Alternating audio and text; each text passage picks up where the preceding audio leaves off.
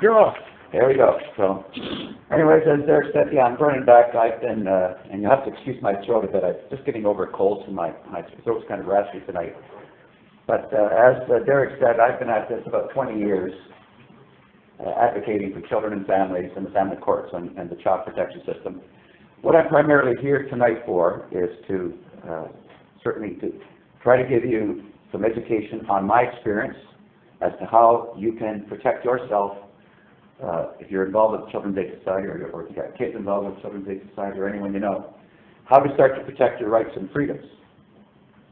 And I'm hoping that maybe from this meeting that a group will form, a small group that can start taking some actions.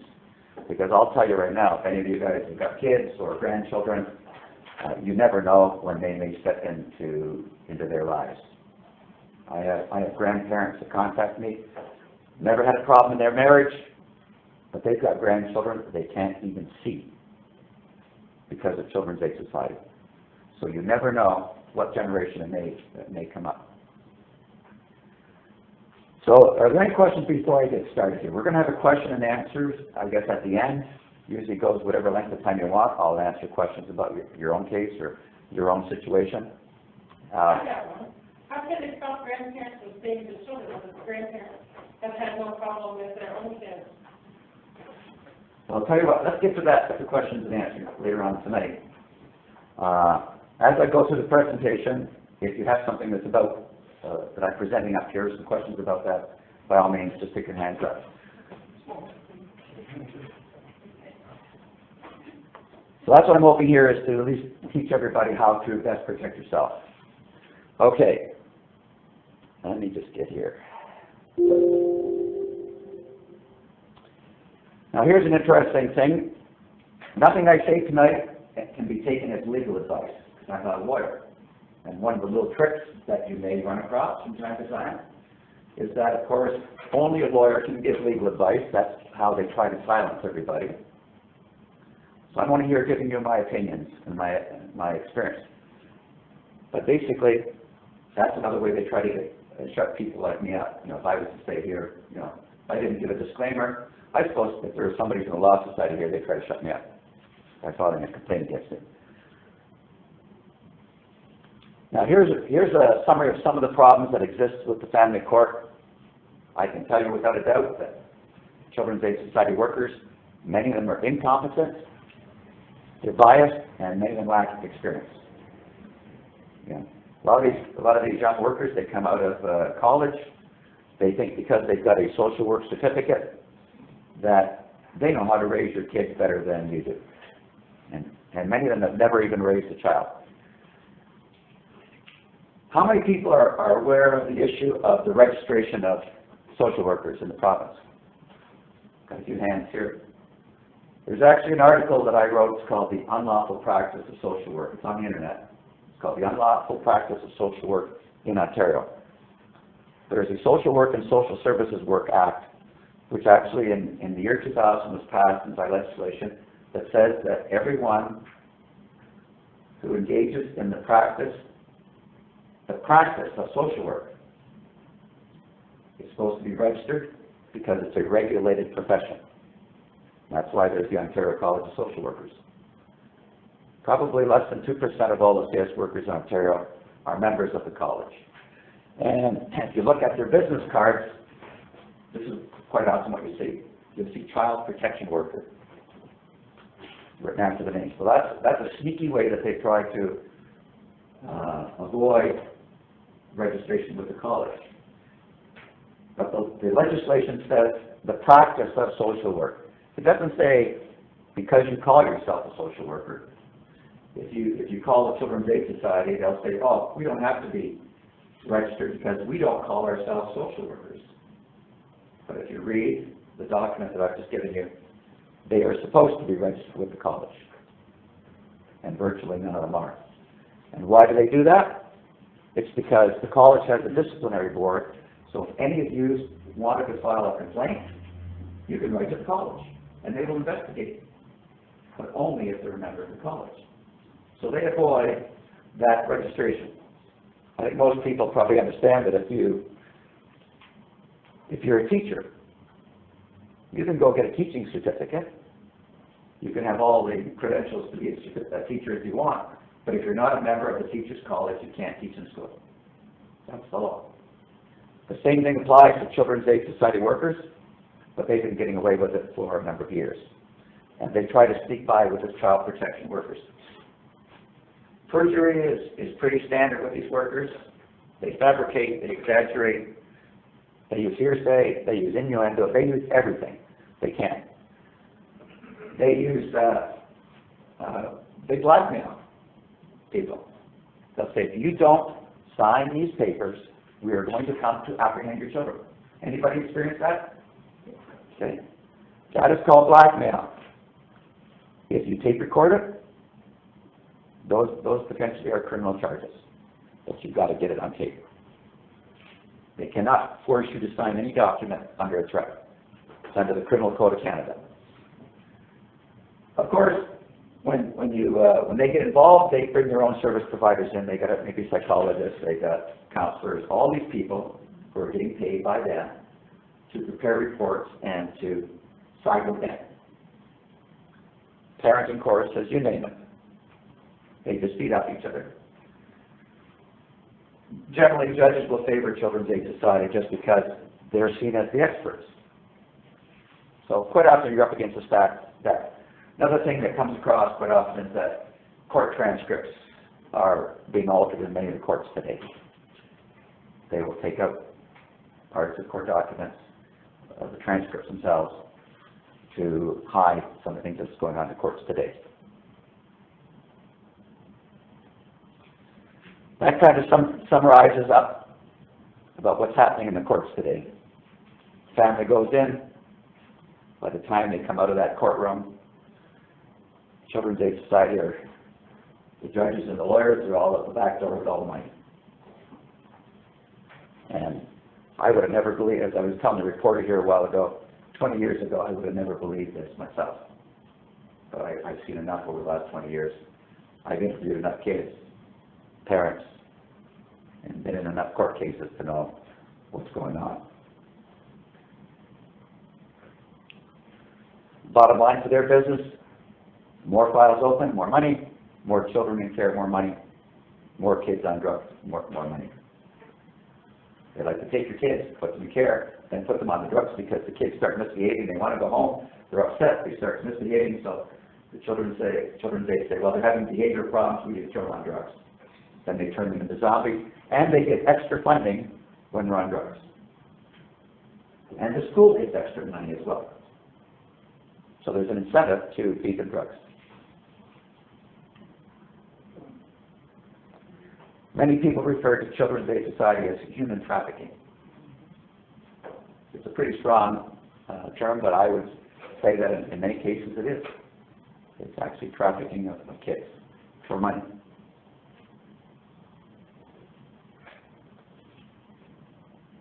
They isolate, terrorize, and silence the children. It's pretty common. Anybody here had kids where they're either in care and you can't talk to them? Okay. That's what they do. They get the kids in there. I was speaking, as I was driving up here today, I was telling a reporter that I had a mother call me. She said, I've got a 14-year-old son. He was made a Crown Ward about 4 years ago. And I'm allowed 2 visits a month for 3 hours. And he says, when I meet with my son, he tells me, he says, I want to go home. And she says, I got a good job. So we may have had a few problems a few years ago, but everything's fine now. And my son wants to come home. And they won't let him. They won't even let her talk to him unless somebody from the group home is right there, right beside him. He's not allowed a cell phone, not allowed to go on the internet. He takes the school bus home. There is somebody with him all the time. Pardon? How old? He's 14. Wow. Now, how do you think a 14? How do you think a young teenager is going to grow up to be able to adapt to the world when they can't communicate, when their rights are being violated at best? I just helped a 14-year-old get out of care just about a month ago in a similar situation. But the kid was able to contact me And he was smart enough, I secretly met him at lunchtime when he came out of school and I met him. So I was able to make arrangements to find out how he was being abused in Children's Aid Society care. I do videotape interviews, so no one can challenge what I say about kids. And I was able to get the kid to disclose what happened, and within 48 hours I had him out of Children's Aid Society care. Because I got him, once I got him on video, I took him to a lawyer. I had him sign an affidavit describing the abuse that he suffered. As soon as the Children's Aid Society saw the affidavit and knew that, you know, his parents, or in this case it was his grandmother, knew that it had been done independently, they knew it was getting over. And he was released immediately. So that's why they try to silence the kids. I've talked to so many kids in group homes, foster homes, kids being sexually assaulted. I could go on and on about the abuse that these kids suffer. And a lot of this abuse is hidden because they silence them. They cut off their communication. I'm going to get into some of the strategies how you can fight back. So the main thing is you have to educate yourself about your rights, your freedoms. Realize that there are strategies to get you into the system so that the lawyers, whether it's legal aid or your own lawyer, so everyone can make money off the child and off you. If you've got any money, they're going to say you don't qualify for legal aid, and you've got to go get a lawyer. And they take your money that way. So basically, it's trying to transfer the money. They're trying to keep the machinery of child protection working because they get money from the government for keeping files open. So they want to wear you down.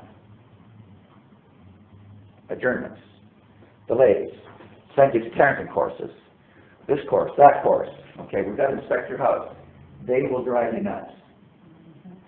Not because they want all this stuff, it gives them work, and it wears you down.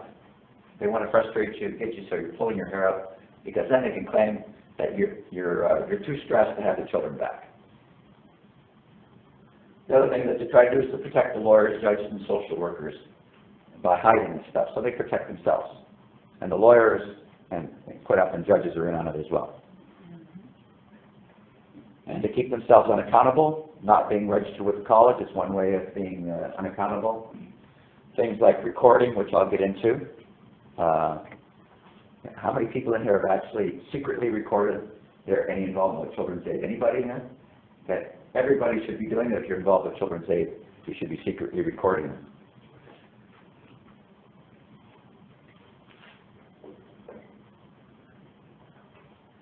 First thing the Children's Aid Society will do is they'll talk nicely to you.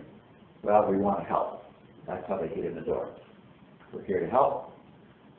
Maybe you need some services, you know. They'll do whatever they can to kind of get in the door. They'll say, oh, sign a few of these consents so we can talk to your doctor and talk to this person, that person. And that's what they do because they want to go on a fishing expedition. They need your cooperation initially because from a legal perspective, a Children's Aid Society worker has no more authority than I do to talk to your kids. No more authority to come in your home than I do. Under the law, they are considered private citizens, and they have no more authority than anybody in this room to talk to anybody's children. There is only one authority that they have that's given them under the law, and that's to apprehend a child if the child is in need of, if they believe the child is in need of protection. So, say for instance, someone can hear yelling, a child screaming, help me, inside the house. A Children's Aid Society worker has the legal authority to enter your home and grab that child because they're under the belief that the child is at risk of harm. They can hear the screaming. That's the only authority they have. If they knock on your door and say, well, we want to talk to you, they have no authority to enter your home. They have no authority to question you. They have no authority to look in your cupboards. They have no authority to go to your child's school. They have no authority whatsoever without firm belief. And a lot of people don't understand this. They get scared. They come to the door and they think they've got luck in it. you think you got to let them look in the covers, and then they just go further and further. So they're looking. So they're there to get their foot in the door. So one of the first things to do is get yourself equipped. If you're dealing with children's aid, get yourself equipped to secretly record them, both on the phone and in person.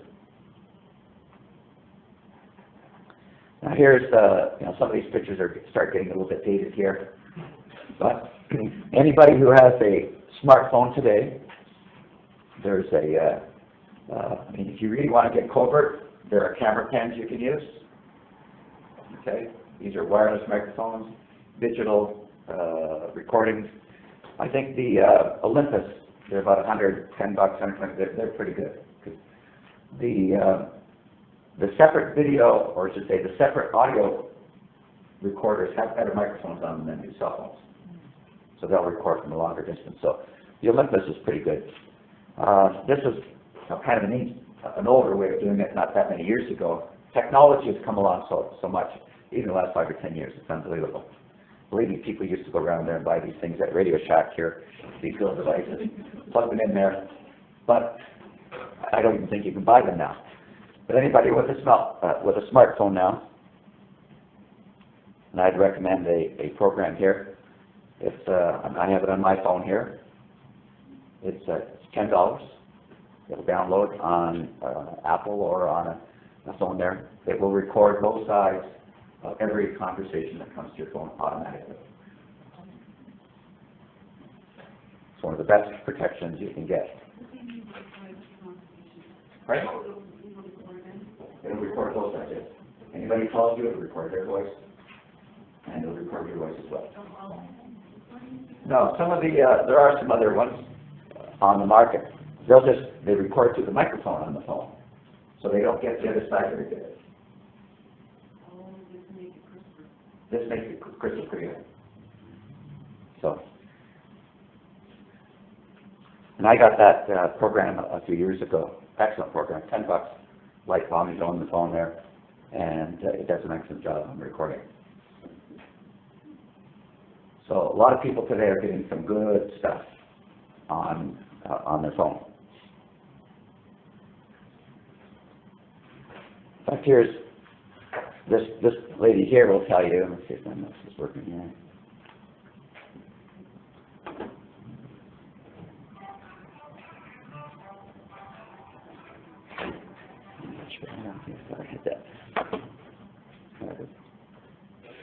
What would be your advice to other parents in regards to the recording Children's Aid Society's workers?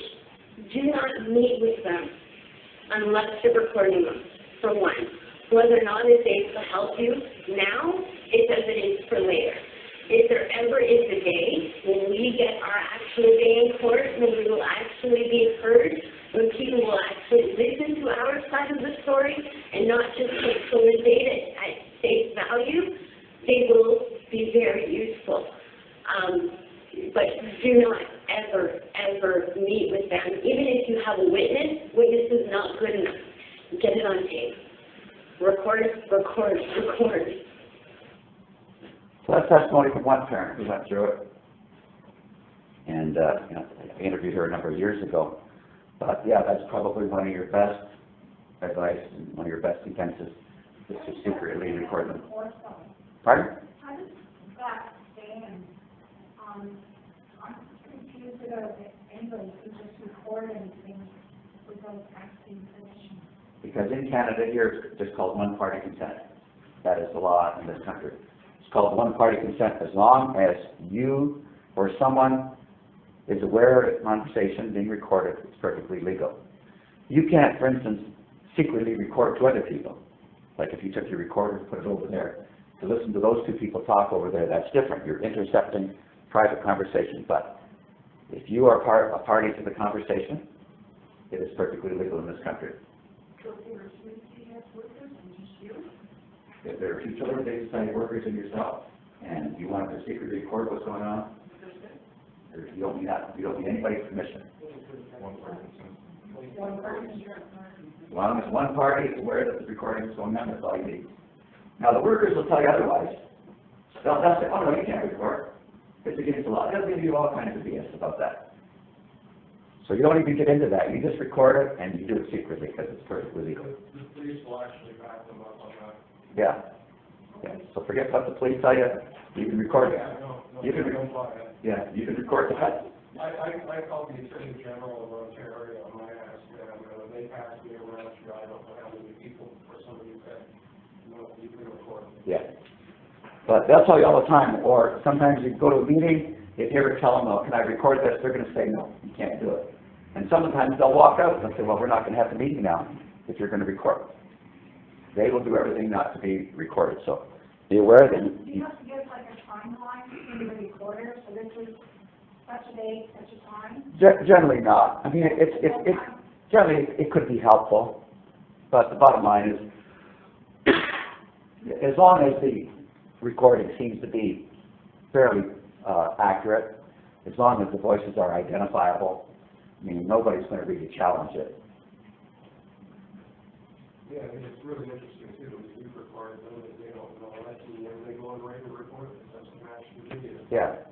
or the audio. Where you use the recording is if they come up and make some statements later on that obviously you've got a recording that contradicts. And especially if they put in court documents, that's perjury. That could discredit their case right there. You get them caught for perjury. But it is important to record. I think this is just a summary of what we just talked about, basically. And always remember, CS workers may be recording you. They're never going to tell you that because they don't want you to know that you got the right to record them. So, but I have had parents tell me that they found out that they were recorded. Sometimes you'll get visitations and that they'll be having video cameras behind the glass, things like that. Is that legal, like, for them recording that, because someone knows about it or what? Is that again? Is that legal, like, they have to know if we're recording them? We're not able to know that they're recording us? That's a good question. I don't think I've ever dealt with that, but no. As long as they are one party, they have the same rights as you do. As long as they are aware that they are recording that. Yeah, because they're a private citizen, Yeah. they're law enforcement on it. Yeah, and they got the same thing. And generally, if it gets into something like video, usually it's at a supervised access, so it's pretty hard to argue that they don't have the right to do that. Well, videotape, that's different than your voice. Videotape probably would be, I think, the same. Yeah. No, you have the right Well, the to. difference is people can see who they are. Yeah. They lose their anonymous, very anonymous names. But certainly with the phones today and with the, with the video on them now, a lot of people can use their phones. Unless you have a good smartphone, it's got a good memory card in it. They come to the door, you just find some place to put the, your camera near the door somewhere, pointing at the door. Or if you're able to stick it out of your pocket, something that, they're not going to catch on, you can get some good stuff. Well, the security systems and signs on your windows saying that you record your house and your property. That's true, although you don't need to. I sometimes tell people to Well, I think. don't ever ask because they're going to be most vulnerable when they think that you're not recording them. Yeah, but I think the point is to keep it completely out. Uh, Let them in the call, if they know you're doing, it's like a bank robber, just rob a bank, people, camera. well, that is true. You have the right to There's keep. a bit of prevention. You have the right to keep them out. You should be carrying recording devices if you attend meetings, if they come to your homes. Police officers. If you ever have any meetings with the Office of the Children's Lawyer, same thing. They're pretty corrupt as well, these OCL workers. Lawyers. Any meetings with these professionals, you should be recording them. I have seen so much perjury, so much fixing of notes. In the industry, sometimes it's called selective reporting. They will just report what they want, and they will exclude information to suit what the CS wants to have reported, or a family court. I've had people, if they take a recording device into the Children's Aid Society, they'll say, well, we have to search you. It's illegal to search you. I tell people to go in, record it, try to search you, tell them that you're refusing, get it on tape that they're telling you that you have to leave the building. That raises a lot of questions about your personal rights. Now, again, you got to be prepared to make some noise about it. Okay, this is where the idea of a group working together, you can start making some noise. Because everybody says, oh, what do you got to hide? What are you afraid of? Why do you have to start searching parents when they come in your office? If they ever ask if you're recording them, you lie. Say no. I think it's against the law. It's not against the law to lie. CAS workers do it all the time. So do many other court officials. They do it all the time. The only time it's against the law to lie, if you're sitting on a witness stand in court and you're under oath. That's the only time it is against the law to lie. Look at the affidavits that the workers write. Their affidavits, is it against the law for them to lie and so? It is against the law. It's perjury for someone to put a statement that they know is false in an affidavit. Yes, that is against the law. Now, proving that they put that statement in knowing that it's false at the time, that's the hard part. Because sometimes you'll usually read their affidavits and they'll say, I verily believe that these are the facts, and things that I didn't quite check out myself that I've taken from others, I verily believe those to be true as well. But if you can show that certain pieces of evidence they clearly knew and they made statements otherwise, that's perjury.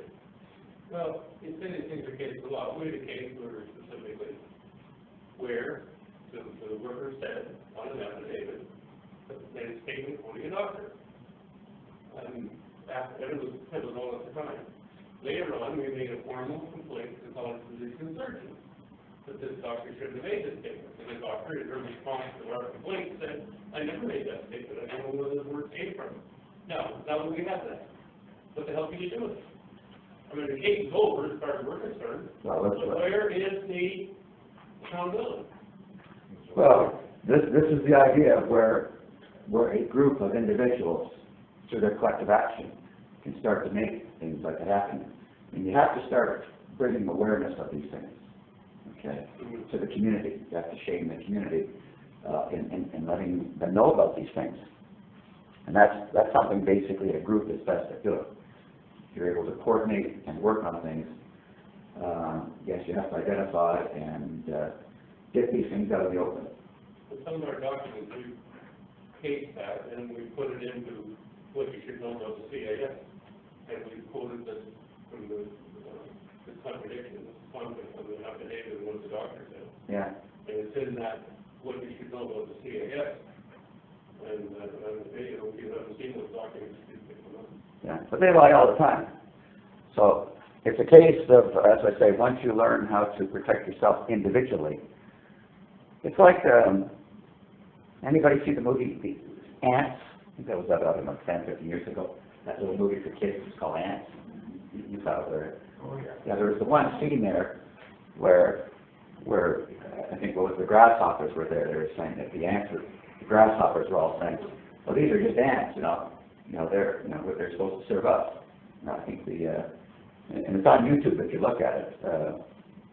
But basically, the moral of the story there are so many people that if people mobilize, you can overwhelm them because they can only handle so many complaints. They can only handle so many people filing complaints, going to court, catching them this, whatever. So if everybody's trained to record and do certain things to know how to fight, they're going to get so tied up, their legal department's going to get so tied up, they won't have any more time to go get more families. So you literally can overwhelm them.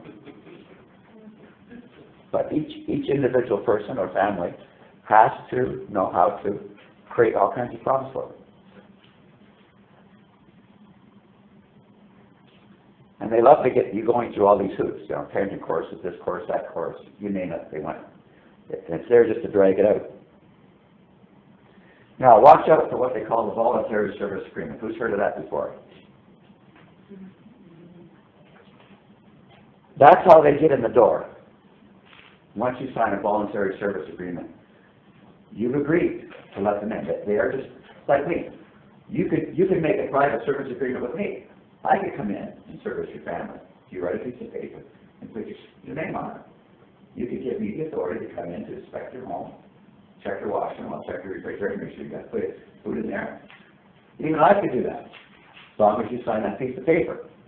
So sometimes they do that, so you have to be very careful. Once you sign your name away, you've given them consent to come in, permission to open a file, and basically their fishing, that's where they can start their fishing expedition. Because that's when they want to get permission to talk to your doctor, your lawyer, everybody else. Open doors, Yeah, they want to get, talk to the school. Questions back there? So can a judge order you to sign it? A judge, even a judge cannot order you to sign it. Okay, a judge can order you to let them in.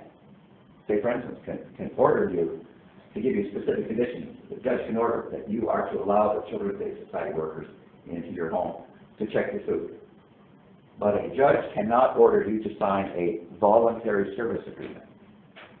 Now, even if a judge makes an order saying you are to let these workers in to your home, they still can't come into your home without your permission. Now, you have to think carefully about what the law is. There may be a court order against you. They could come to your door and say, well, we've got a court order that says you're to let us in. You could still tell them to say, go to hell. You're not coming in my house. And I don't care what the judge says. What they have to do is go back to court and find you in contempt of court. And the judge would have to impose some kind of penalty on you. Now that's where, of course they could. They could maybe fine you, or whatever. Don't sometimes they accompany themselves with police? They could, but even the police can't force their way into your home.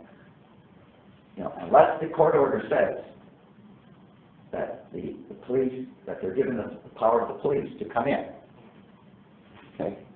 The police has to give them the authority. So if you read court orders very carefully, usually they're made against the people, the parents.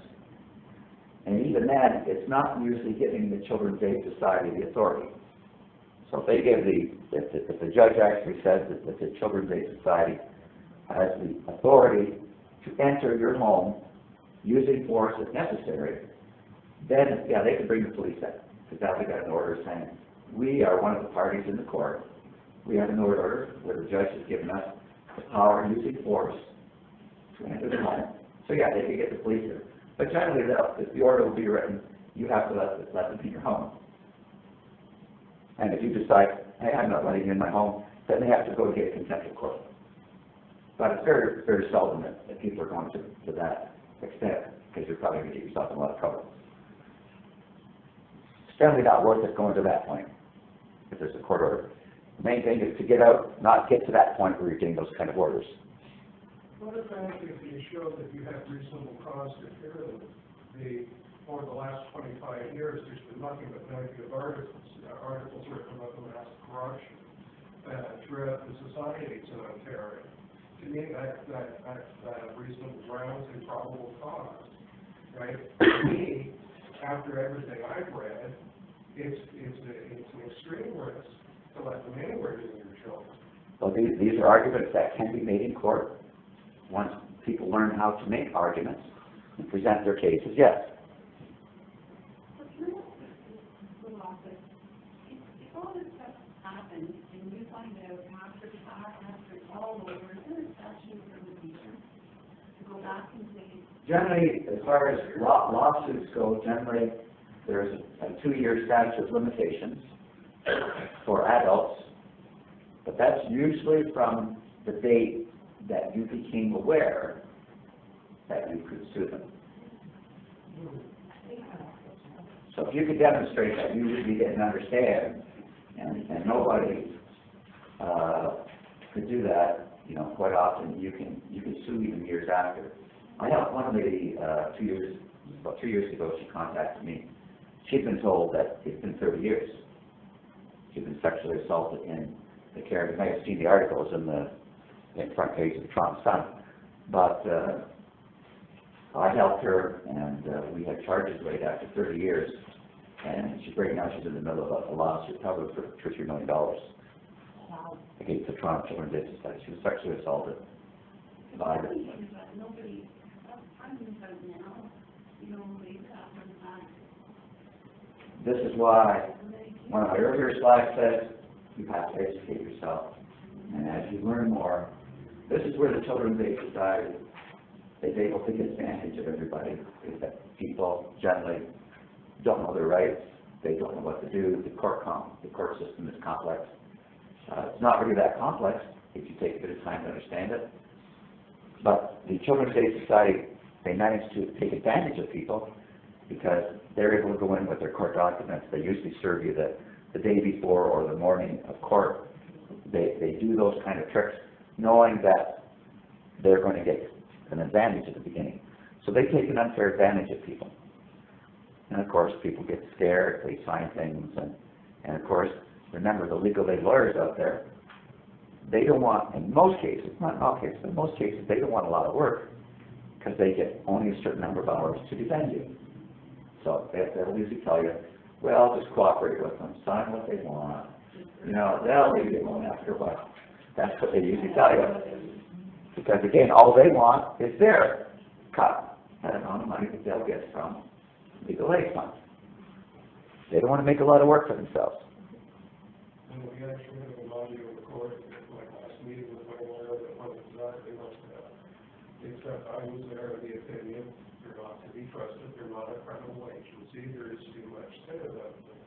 There's too many allegations of wrongdoing, and when it comes to wrongdoing being alleged against anybody else, it's investigated that the wrong is a act, not them. Yeah. It's about the standard.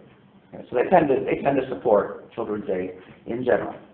You know, you'll get some. There are some legal aid lawyers that will, that will fight, but they're few and far between. Mm-hmm. Generally, they're the poor. They lack credibility. Yeah, they're the poor lawyers. Generally, you might run across them. So you should understand what a consent court order is.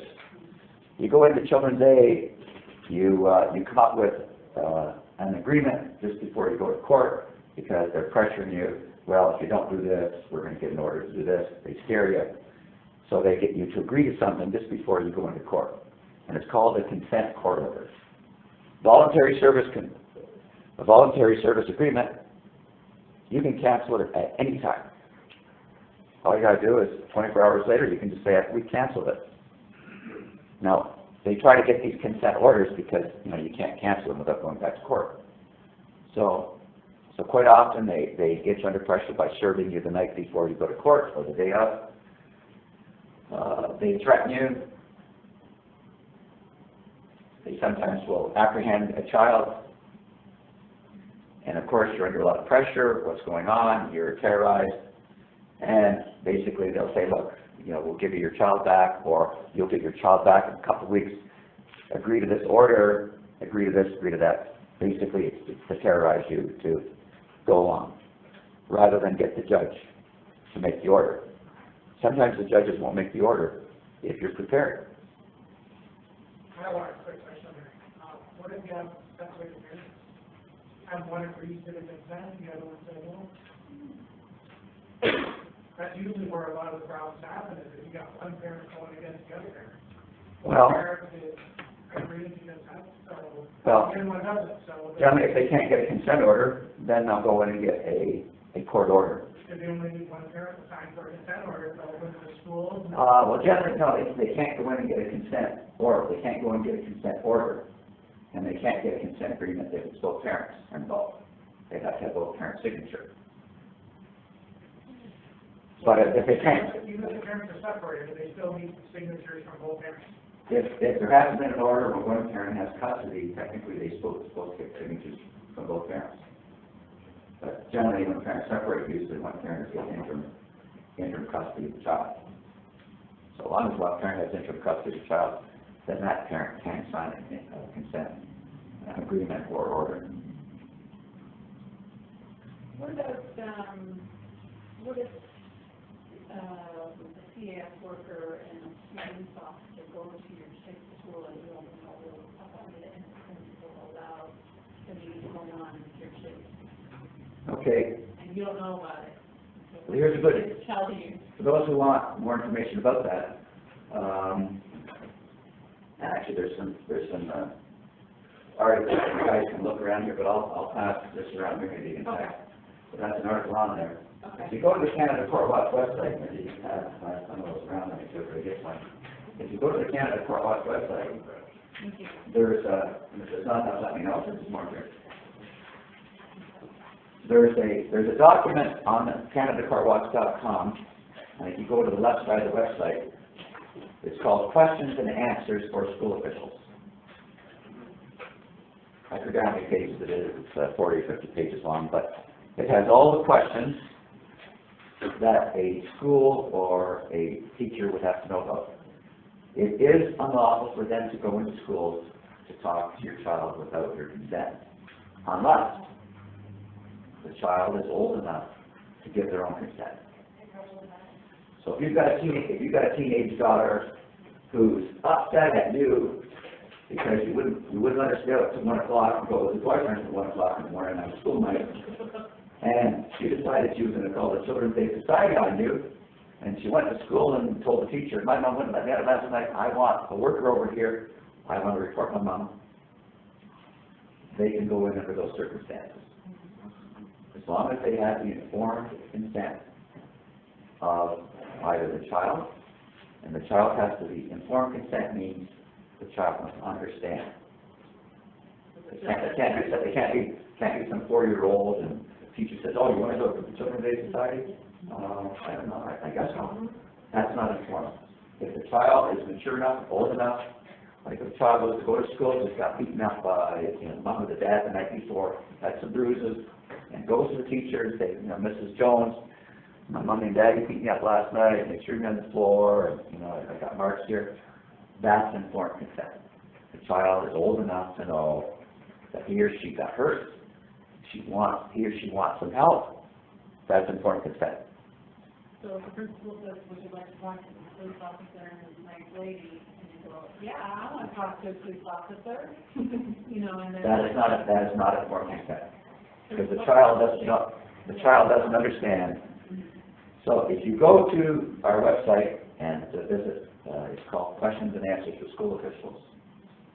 If you have any problems with the school, we tell people, print out the document, take it over to the child's principal, and sign up. There's actually even forms that you can send off to the school board that actually is refusal, that they're not to interview your child at a school without them calling you first. There are consent forms. And if the child's old enough to understand, you can get the child to sign their own forms themselves. So if you have a special needs kid who's like 13 through 14, gets apprehended after a parent asks for help from Children's Aid, if bad workers snap them, then puts them an hour away from home and then doesn't let the child call the mother, have her there for meetings at school, and won't let him do that. That's illegal, is it not? And then the school itself would not let the parents, be in on these meetings and making decisions about your kid when there's an interim, So if the child's been apprehended, the Children's Day Society must have you in court and a court order issued within 5 days. After that point. Yeah, if there's an order made and the child is in their care, unless they're specific, that child now becomes them. So the Children's Day Society can give permission to the school to have their worker go in there. Once a child is apprehended, the Children's Day Society has custody of that child. But can they move your child from the school that they normally would go to a different school without the parent? They generally can do whatever they want because that child is now in their care. They have a custodial parent. These are the wrongs that they do. Of course, it gets back to what I said earlier. They're there to silence the children. Well, how do you silence them? Get them away from their friends, get them away from their school, put them someplace where the child now is totally alienated from whoever he or she knows. That's how they control and silence the kids. Yes, that's one of their strategies. And this is where groups, and if you know how to fight, this is where you can, once you learn how to fight and And of course, if a group becomes vocal enough, you can prevent these kind of things from happening. And here's something you got to be very careful of. If you're ever asked to sign an agreement and they try to sneak this in, where you agree that the child is in need of protection. You'll see, anyone seen that snuck in on an agreement? Through here, anybody else? Be very careful. You know, quite often the Children's Aid will, make up these voluntary service agreements. Say, oh, it's not a big thing, maybe we'll do it for 30 days, but they sneak in this at the front, where the parties agree that the child is in need of protection. Well, that basically, you are agreeing that you can't care for your child and that you've gone to them for help. That is their green light. It becomes very hard to sue them after that. Now, if you didn't have legal advice, you might be able to argue that later on. If you got them to sign that at your house or there was no proper witness, you might be able to get by with that. But watch that clause. That is crucial. Never sign anything that is in need of protection. Now, granted, if they came in because they found your 3-year-old kid in the crib and you were passed up because of drugs and alcohol in the house and the place was a mess, there was bottles of beer all over the place, and they really caught you, chances are that your child probably was in need of protection. So, but they try to get parents to do this. And talking about beer bottles, I had one case just a couple of years ago there where the worker came in, mom was sleeping, and the 14-year-old daughter was at the door. The worker came in, and the worker was just asking questions. Oh, does your mom drink sometimes? Oh, yes, she has some beers. Oh, does she have any empties around? And the daughter said, well, she's got a bag of them in the garage because she's going to take them to the beer store to cash them in. She didn't go that much, so the worker asked the girl to bring them up, and let's have a look at them. So she brought this big plastic bag of beer bottles. They've probably been sitting there for the last 2 or 3 months, hadn't got the brewers, and the worker had the girl lay them all on the floor. Then she took her cell phone and took a picture of them. And then went to court and said, yeah, mother drinks a lot. Okay, and there's the proof. So they can be pretty sneaky sometimes.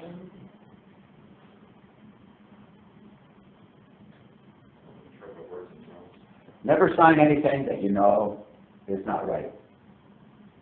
That's what they want. They want that signature. Never sign anything that you know is wrong. It's not right.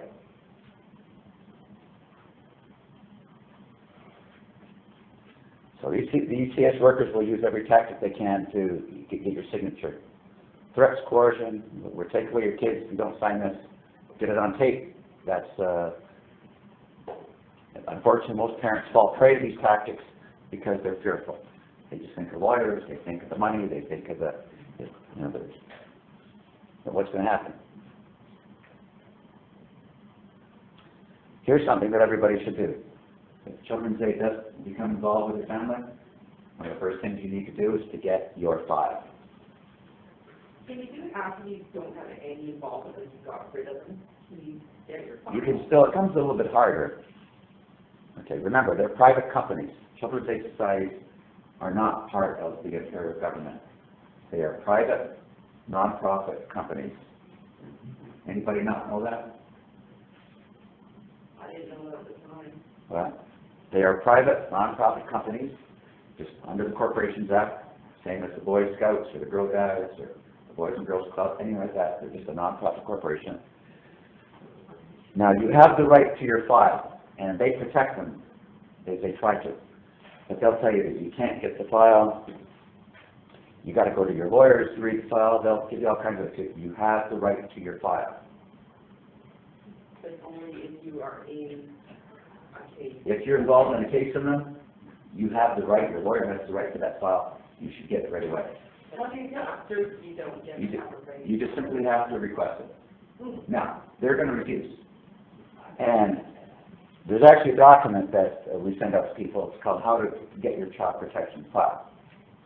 I don't know if it's on our website or not, but if anybody wants it, I could send it to Kelly. But there's a document called How to Get Your Child Protection File. They just want to put you through hoops, but you can put them through hoops.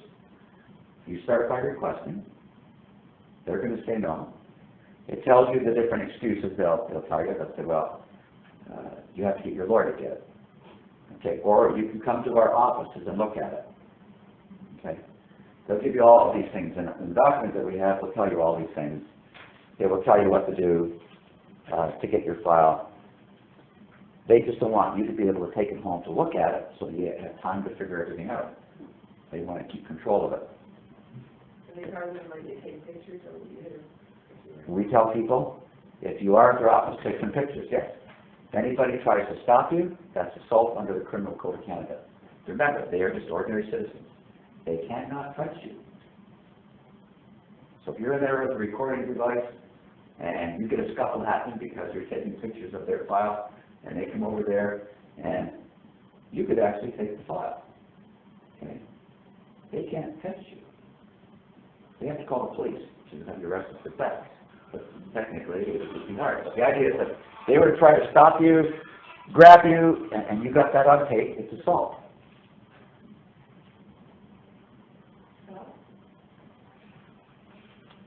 So this is some stuff about files. They're going to give you a hard time, but it's important. It puts them to a lot of work because the first thing they have to do is they got to go through their files to make sure that they don't have any lies or things that you're going to catch them on, and they go through their files. So now they've got a whole bunch of work to do. Remember I said getting Children's Aid Society is by having a whole bunch of people request their files because they got a lot of work to do now.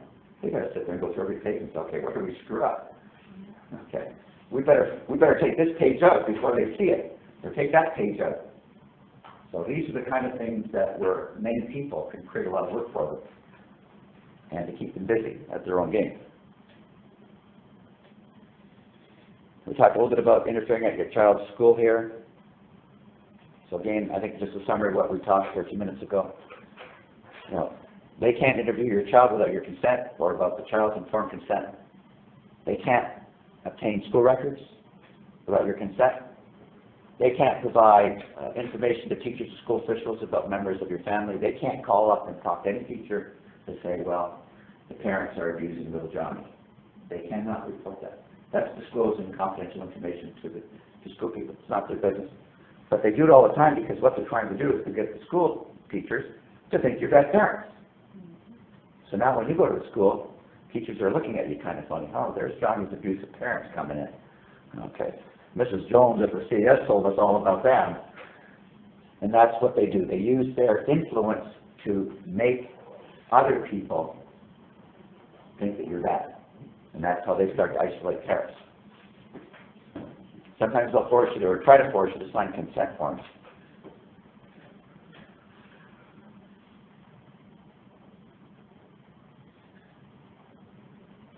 We actually used to have a DVD. It was called Schools and the Children's Aid, and it contained the documents there. We don't make the DVDs anymore because DVDs are getting outdated now. Okay, the technology's getting old, but we do have a document. And as I say, if you go to get that off our website, it's called Questions and Answers to School Officials. It will tell you all about it. There's actually forms that you can get on our website. I think it's at the top of our website. It's just forms for parents and children to sign to keep Children's Aid Society out of your school. It's a consent form. Things that you can do as an individual or group is to start going to your MPP, complaint. You've got to complain. These are the things that groups of individuals can start to do to raise issues. Children's Aid Societies, the funding is a provincial matter. It comes from the province of Ontario. These are issues that, I guess Randy Hillier is he the MPP for this area? Okay. He's very supportive. I've met him several times at Queen's Park. He's very supportive, and he knows the problems with Children's Aid. Yeah, there's a number of YouTube videos of Randy Hillier, talking about the Children's Aid. You should be copying that document, Questions and Answers to School Officials, and give it to the principal. Educate. You have to educate people out there in the public. We have, one of the things we suggest that groups do, I could probably send a copy, but this document that you've got here, the flagrant violations of children's rights at the school, we have a petition that we urge individuals or groups to do in their area. Get some petitions together. It only takes maybe 100 or 200 signatures.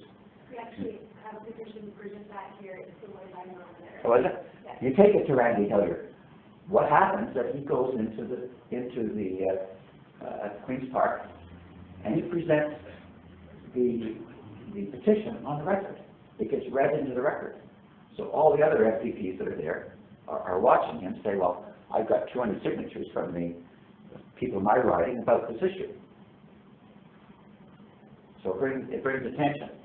The more that these members of Parliament hear about the Children's Aid Society, stories, letters, slowly that's going to change. So where does it go from there? Well, they file it, but Petition, it gets filed. well, eventually, you're trying to get one of the MPPs to bring in a bill, okay, that will stop that practice. Because it's already against the law. Okay, this is where public awareness comes in. This is where people have to push. Now, your rights and freedoms don't come by sitting around and doing nothing. Never has. People have to fight. A year ago, I went to each principal or vice principal in public and separate schools, high schools, in Perth and Leonard, and gave them this information. I'm not sure how effective it was. Well, I'm sure they looked at it, especially if you put the document, Spoke to them. you know, the questions and answers about school officials. What you want to do is, as a group, if you have any kids who have experienced the Children's Aid Society coming to their school, and you want, and they're willing to tell their story, what you do is you get them to do a YouTube video of them. And what you do is you bring that to the attention of the MPPs. We have a system where we can send out links to every MPP in the province of Ontario. So if somebody has a YouTube video of a teenager or a young child saying, I didn't like it, they're coming into my school, I don't want them to do it again.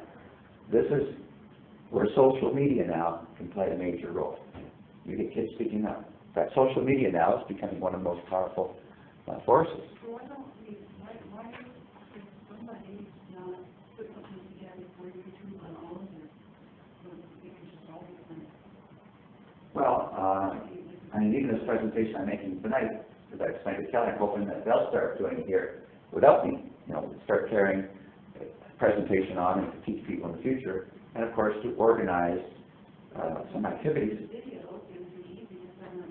But are you talking about the YouTube video of the presentation? Well, of all this information, when Yeah, you're talking well, about the only problem is that it's not interactive, you can't ask questions, lots of people will be able to see a lot of information. comments, Yeah. comments, and No, I would do that. Everything takes energy. Somebody there to answer. Everything takes energy and time, but the raw testimony from children and families is usually one of the most powerful. When we put the court link on our website, the problem we have is getting a cohesive group of people together, each doing a little bit, so we gain momentum you're talking about. But so many of the people that really help us are so traumatized because of the threats and everything of the CAF. The group is trying to start before us, the workers saying, you get involved with that group and we're after you. Yeah. So when the head of this called me, Hogan is his name, and said we'd like to sit together and talk about the problems we see, I said, if any of your people ever threaten any of our people, like we did with the previous group, then we're going to put it on our website and we're going public on it with the names of your people. That's exactly what it is. And you know what? We haven't had a single problem that I'm aware of them threatening any of our people this time around. Yeah. So I really think somehow each one of us can throw that little axe in, and it really struck me. We've been trying to do that for 2.5 years, but what I really think, it would take so little from each one of us, putting the plaque in there so they're so damn busy with their paperwork. They wouldn't have time to go eat your 8 months of grass kids. And if you get it on tape, you get a threat on tape. Perfectly legal for you to put that threat on YouTube, identify the person, and you know that causes them a lot of problems. I'm thinking if you had an umbrella name, it would be like the umbrella. The inquiry, I don't know what you call it, and then YouTube, and then have a bunch of people with retention span. Yeah, that's what I say.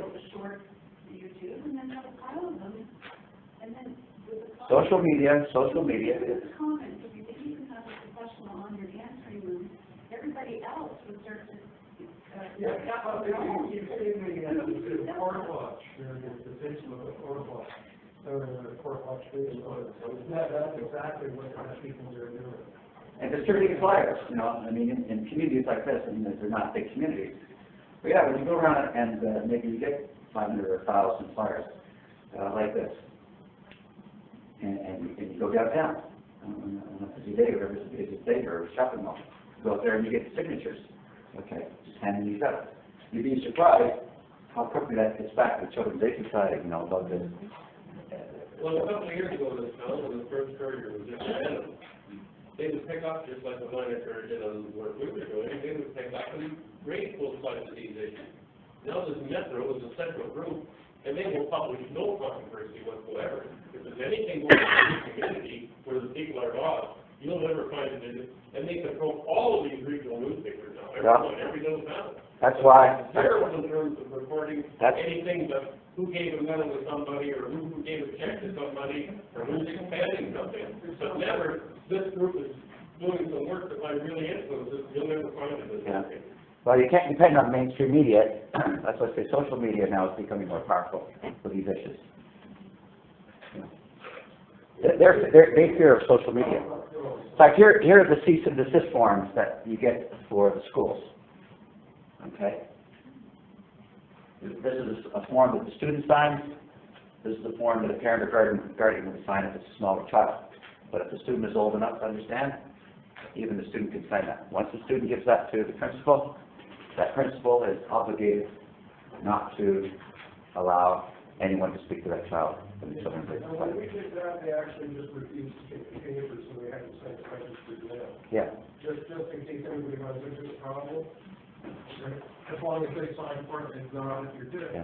There's a document, and actually on our website, candycourtwatch.com at the very top, these forms are there, and it explains how to use them. Okay, and it tells you what resistances you're going to have. I'm trying to prevent you from getting, but that's the forms right there. Now this is something that I do. If you have children who have either been in care, or they're being threatened, or being lied to by Children's Aid or the Office of the Children's Lawyer, interviewing your children can be a fairly powerful thing. And I know the Children's Aid Society, they hate me when I do this, because they're terrified of it. But if you're going to interview your children because they're in care, they're being abused, or for instance, there's stuff in the court documents that are a lie, you can talk to your children. The main thing is to get the videotape can be very helpful in court proceedings, and it can be secretly conducted during access visit if the child is in care. I've actually had some kids who will call me, and they're smart enough to secretly arrange to meet me, sometimes at a library, down from their school, I'll meet them at Tim Hortons, whatever, and I will arrange to videotape them, and all hell breaks loose once they've released their testimony. Children's Aid Society just goes livid. But if you do have the opportunity to do it, don't do it yourself. Get a third party to do it, because the first thing they're going to allege is that you're psychologically harming the child because you're telling the child what to say. So it's always best when you get to that point to have a third party do the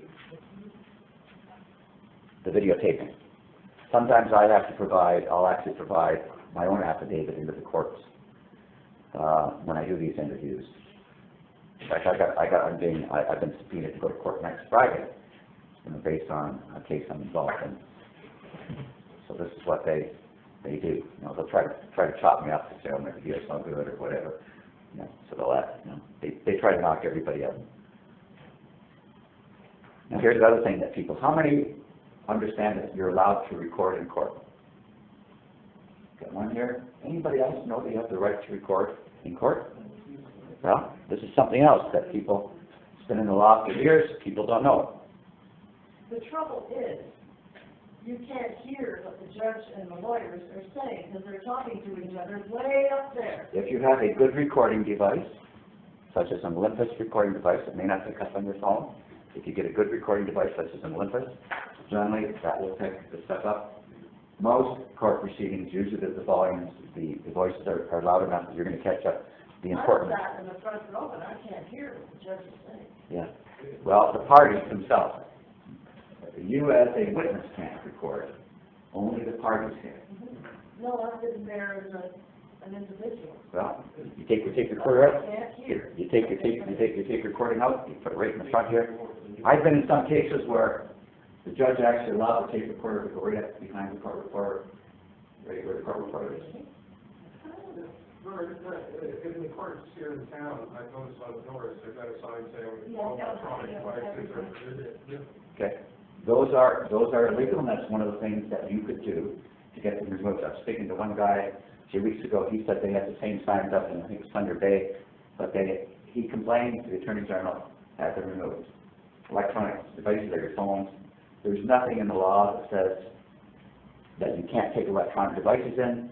They are to assume that you are a law-abiding citizen, and until you break the law, now granted, you're not, the average person going into court is not to record, that's in the law, but there's nothing that says you can't take an electronic device in, whether it's phone, recording device. One mother I spoke to, she just said, well, when they tried to confiscate it at the security part, she just told me, she said, well, I got evidence on there, and the officers just kind of looked at each other. They can't keep the evidence from coming into court. So she used that as an excuse.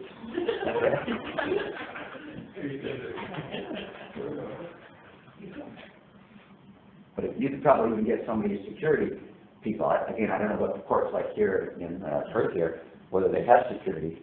Do they have here? Oh, yeah, it's not like they're scanning for anything, nor risking people. Yeah. So, yeah, generally they you know, there's still a few of the small courthouses where you can walk in, they just look inside your bag, they really don't care too much. Yeah. But if you're at that area, you have the right, it's under the Courts of Justice Act, sections 136. In fact, here, I'll pass these around here too. This is recording your own court hearing. Those are the legal. Pass those around and then I guess. But that tells you how to record your own court hearings. You have the right to do so, but you have to know how to do it. They don't tell you about your rights.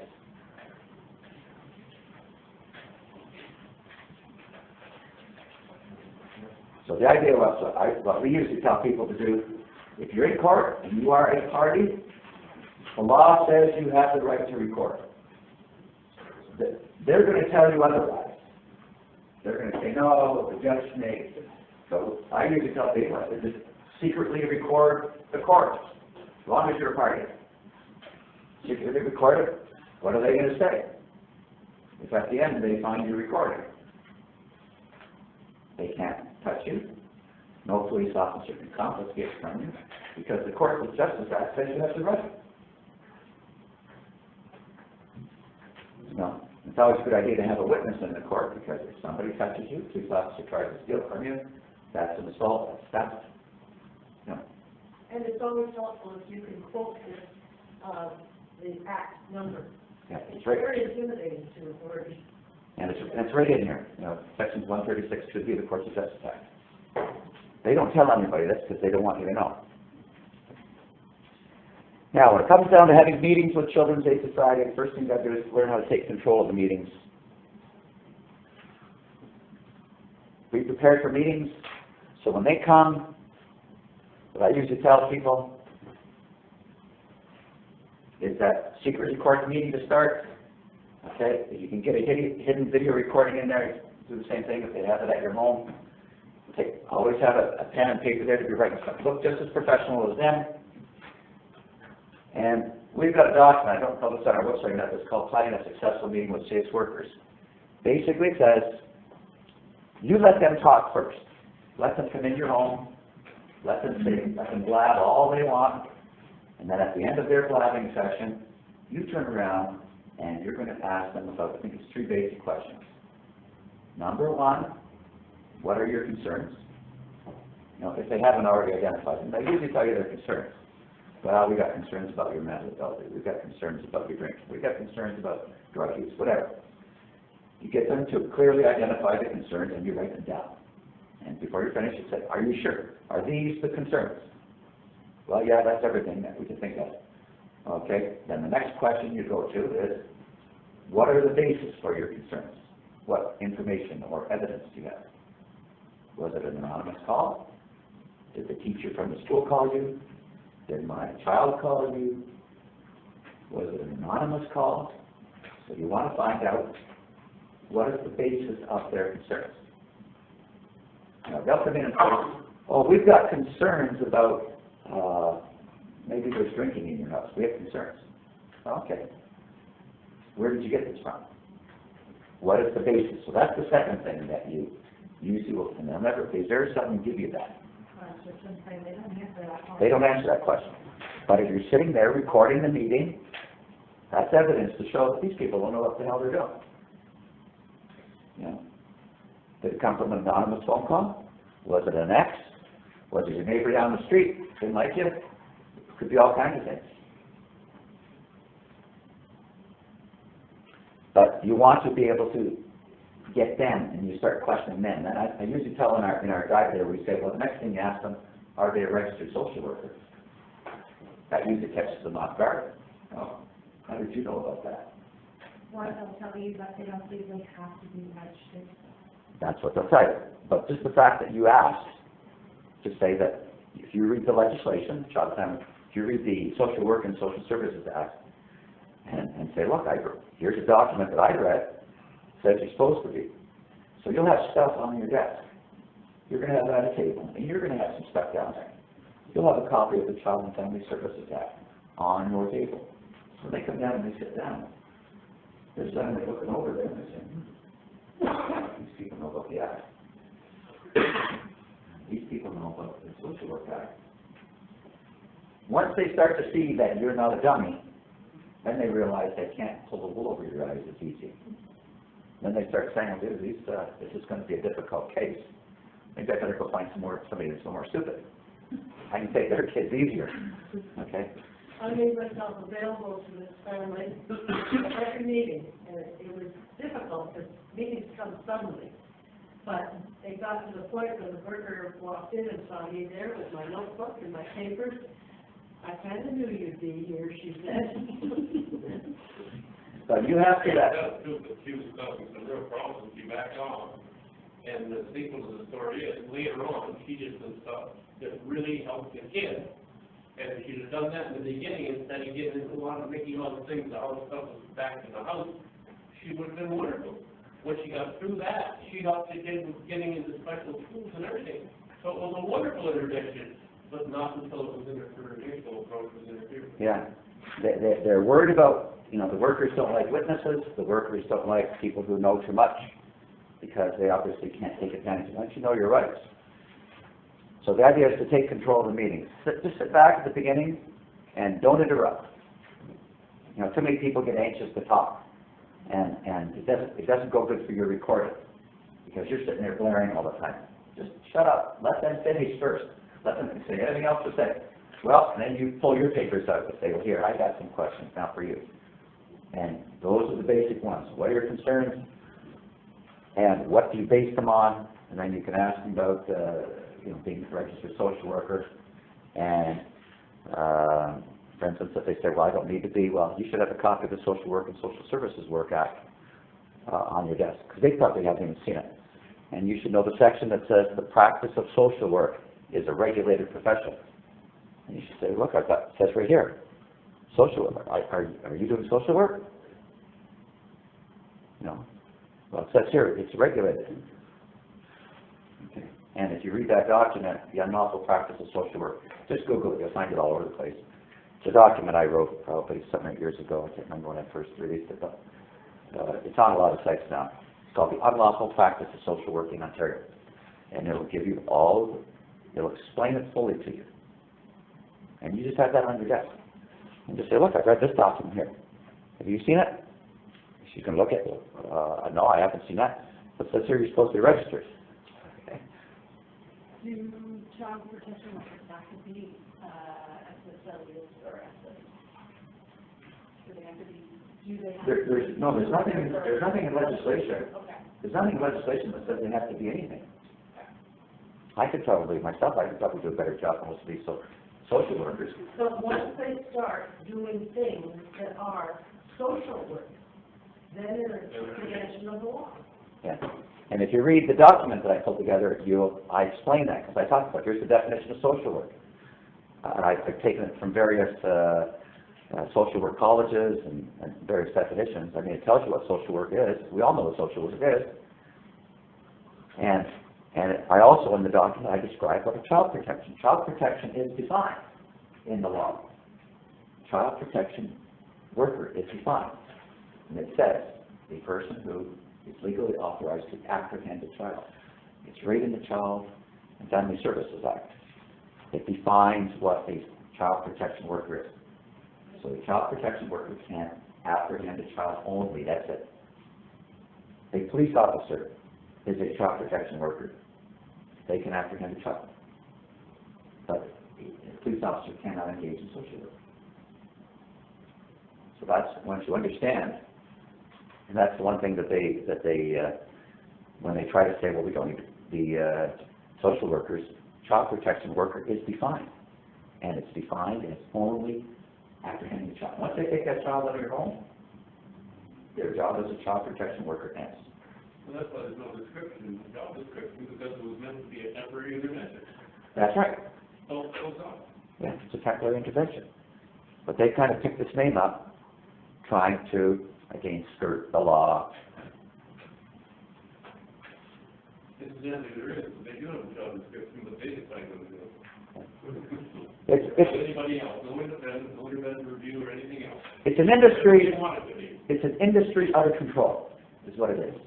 Well, from what I was reading, there's 46 agencies, and 46 standards, 46 codes, and ethics, and laws. Yeah, it's all over the place. It's out of control. It's not better. I would have never believed this 20 years ago, but I've been at it so many years. I have Children's Aid Society workers call me. They tell me about some of the stuff that's going inside their offices. Yeah. These people know. Most of them know what's going on. But as in any organization, it's the same with the police. There's a culture. I have police officers call me. I even had judges call me. They say, we know this is going on. But none of us dare to speak up. Because this culture is in there. And so quite often the good workers are afraid to speak up. I've had everywhere from foster parents to children's aid. I have videotapes of former CS workers describing baby auctions. You think we don't? There's baby auctions that go on. The worker describes how they took pictures of these little kids. Parents were allowed to come in. You pick your child based on the picture. Oh, I like this kid. It looks good. You got blue eyes. Okay, you put your name in the little basket there. They have these special nights where it's by invitation only. And then the other thing she told me, she says they promote a lot of the gay men, couples, are getting some of these kids. This is wrong. Because they're businessmen and they make a lot of money.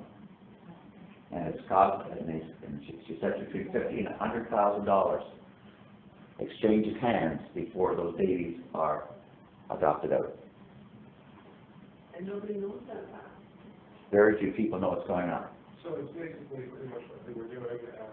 That's why they like to grab kids who are freshly been born, who are under the age of 4. They forget they don't know who the parents are. Memory's gone. So they're able to be. That's fairly true. I've had 2 younger children that I sent out for adoption just recently. They were 2 and 3 when they were adopted out. Now this was 2 years ago. And they're still asking their adopted parents to go home. Yeah, I'm just saying, generally speaking, they can manipulate the children to basically start to forgetting who their parents are when they're under the age of 4. But they do that with all of the young babies that that's why where they're going to, wherever they're going to. And I think when we push too much this gay, rich men, baby thing, we're going to be seeing the budget enough. I'm not Well, that's saying, true. I'm not saying it doesn't happen, Yeah, but I think that's taking us up a wrong road here. yeah. I think we better focus on the fact that they don't, when the child has a disability, all of a sudden, they're not as interested in them. You know why?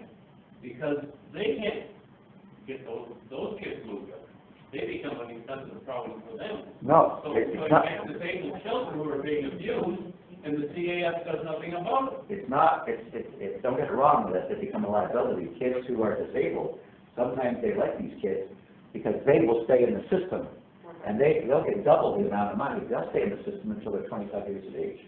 We were told by the professionals of the two children that we were involved with, are they healthy? Are they attractive looking?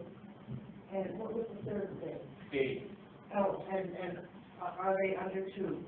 And when the answer to those 3 questions was yes, don't let them get their hands on them, and parents will lose them.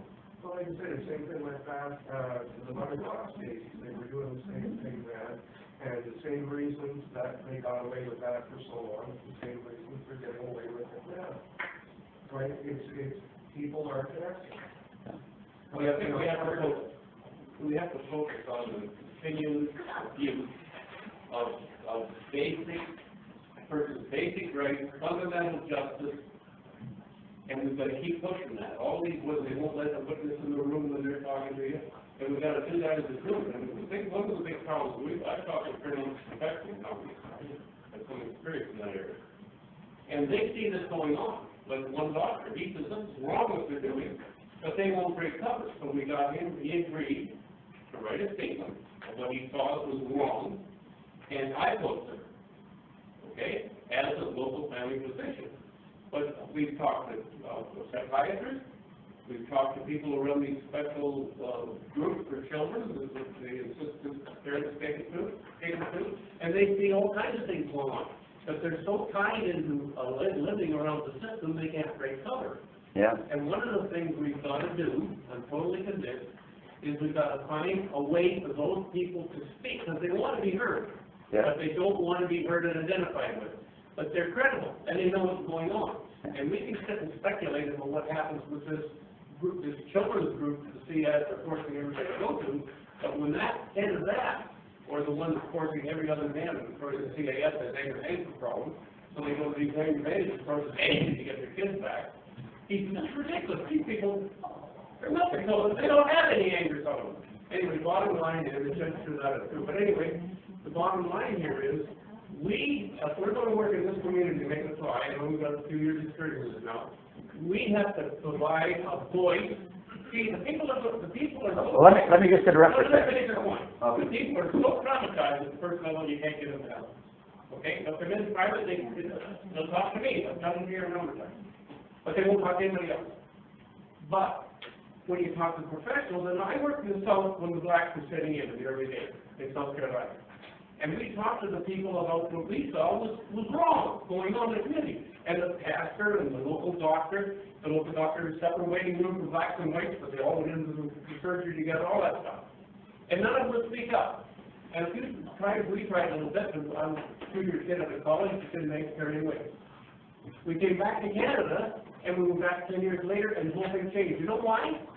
Because some people from down north went south, like you from Bacon Toronto, come into the community, and they convinced those people that they stand behind them if they move. And so a small group of people started to move, and they changed it.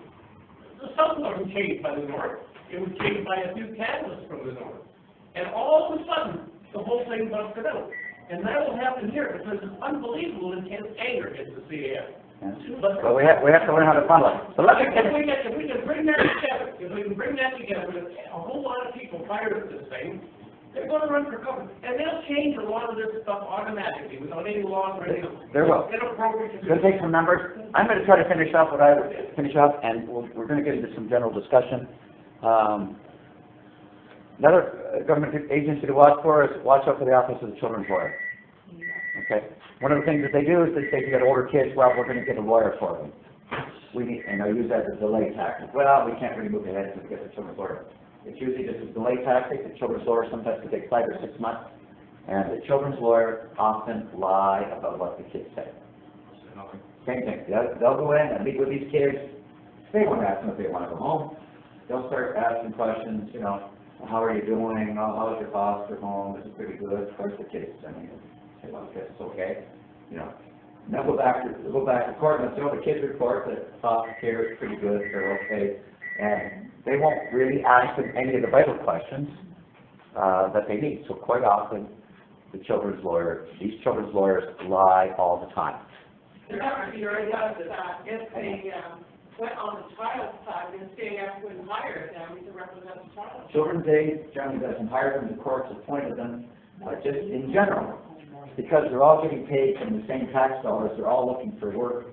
Generally, the Children's Aid, in general, will support the position of the Children's Aid, but not all the time. There are some lawyers out there, but usually when it's so obvious. But they will not report accurately. In many cases, they will not report what the children accurately say. They will lie. Believe me, I have some horror stories about the office of the children's lawyer, how they will manipulate cases. Again, it's a broken system. Everybody's making money off that, so just watch them, don't trust What do you them. mean by a broken system? Don't you just mean dishonest people?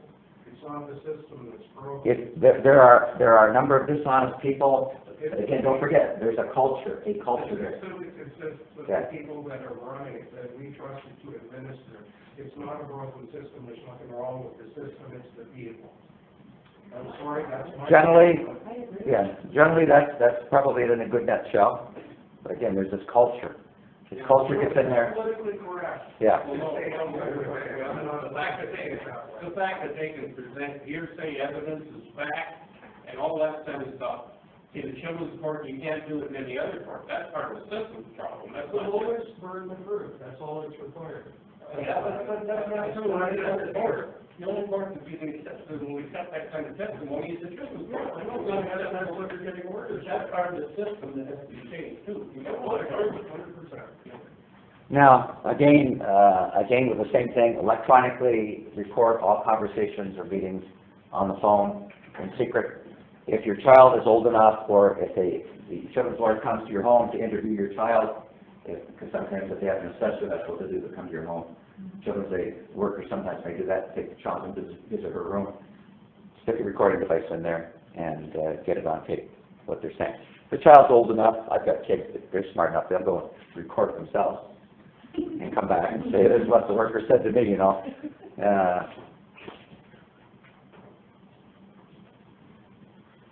And one thing you got to be aware of, a lot of people don't realize this, if they hire a children's lawyer, the lawyer cannot make recommendations to the court. The lawyer can only express the child's wishes and preferences. Now, how can you get a lawyer for a kid that's 4, 5, 6? They hire lawyers for kids that are 4 years of age. A kid 4 years can't instruct a lawyer. All the lawyer can do is to give the child's wishes and preferences to court, because the lawyer cannot engage in practice of social work. So you start asking a kid, and you're actually going to be making recommendations to court, it's beyond the lawyer's scope of practice. Usually OCLs have a master's degree in social work. That's because the lawyer can only present the child's wishes and preferences to the court if there is a social worker involved who is an MSW. Yes, you have to have a social worker involved. That social worker gives the recommendations to the lawyer. They have assessments to the judge. That's right. So a social worker, they're registered social workers generally. They will make recommendations to the judge. And again, you have to watch them, because quite often they will try to side with the Children's Aid or sometimes one party. They are totally, I wouldn't say all of them, but a good many of them are incompetent. So if you're a lawyer and you have your degree in being a lawyer and you have a degree in social worker, you can't do dual. You can't do both. You have a conflict of interest. You're there for one purpose. You're either there representing the child as a lawyer in court, or you are there as a registered social worker to do an assessment. Because to do an assessment, you've got to go around to the house, you've got to interview the, that's not the job of a lawyer. So they're really not not lawyers? Or do they have a law degree? I thought. Well, the lawyers who speak in court have to be lawyers. You can't have the assessor can't come in and address the judge as representing the child. There has to be two. Only a lawyer can represent the child. So when you go in the courtroom, only the lawyer can speak. The social worker may be in the back, and could be there and have an assessment report, but only the lawyer can speak on behalf of the child. Does that mean that the child shouldn't have a lawyer? Pardon? Does that mean the child shouldn't have a lawyer? Yeah. So can the lawyer? Well, yeah. If the child is young, the child will have an assessment done by a social worker. That report will be transferred to the lawyer. And then the lawyer can come back and forth and give it to the judge. And that lawyer now is presenting the evidence, which is the assessment from the social worker. But never meet the child. May not ever meet with a child, yes, because the assessor would have met with the child. Now, if there's only a lawyer appointed, then the lawyer has to meet with the child. That's what you have to understand. There's two components to the OCL. There's the lawyer part and the assessor part. Sometimes people don't realize that. They hire a lawyer. You've got some lawyer coming in, talks to the child, and then the lawyer goes in and says, the OCL is recommending that the child stay with his parent or that parent. The lawyer can't do that.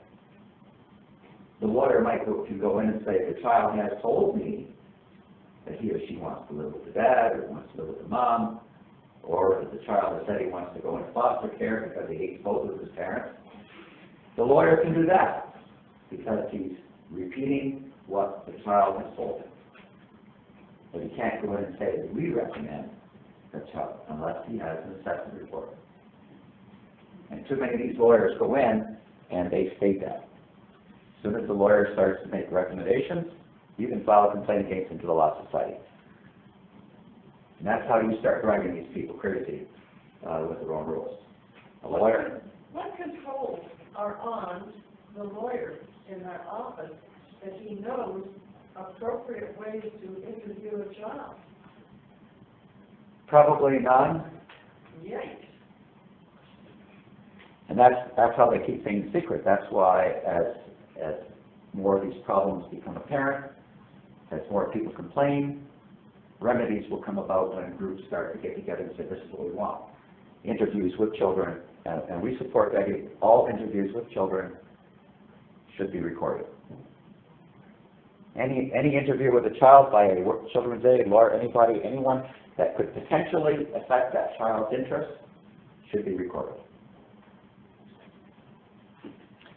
So anyway, just be aware of that. Unlawful entry, I think we covered this a bit earlier. Nobody can come into your home unless there is a warrant or they believe the child is at imminent risk, only at imminent risk.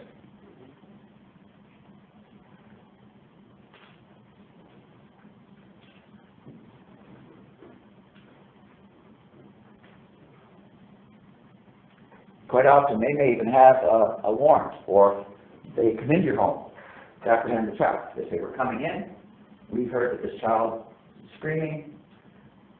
Once they're in their house, they take the child, they got to leave.